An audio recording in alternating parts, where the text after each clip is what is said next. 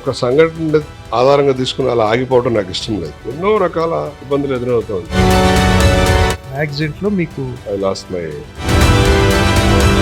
మళ్ళీ అప్పుడు కూడా భయపడలేదు. ఇంకా 2004లో ఒక చిన్న ప్రాజెక్ట్ స్టార్ట్ చేసాం.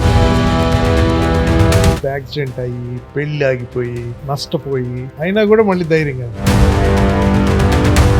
నన్ను ఇట్లా మోసం చేశారు వేరే వాళ్ళు అన్నారు. నేను రైతు ఎవరైనా ఇబ్బంది పడుతున్నారు అనుకుంటే నేను వెళ్ళి ఫస్ట్ నుంచుంటా. హైదరాబాద్ వల్ల బాగా సేల్స్ ఆగిపోయింది హైదరాబాద్ రియల్ ఎస్టేట్ లో. కొంతమందికి బాధ కలిగించి ఉండొచ్చేమో, కానీ కరోనా వెళ్ళిపోగానే సేల్స్ ట్రెమెండస్ గా ఇంప్రూవ్ అయ్యాయి. నేను బాగానే అమ్ముతున్నాను, మా నైబర్స్ బాగానే అమ్ముతున్నాను. కష్టాలు సుఖాలు ఉండవంటే ఎంతో మంది రాళ్ళేసే వాళ్ళు ఉంటారు. కొన్ని సోషల్ మీడియాలో రియల్ ఎస్టేట్ డమాలని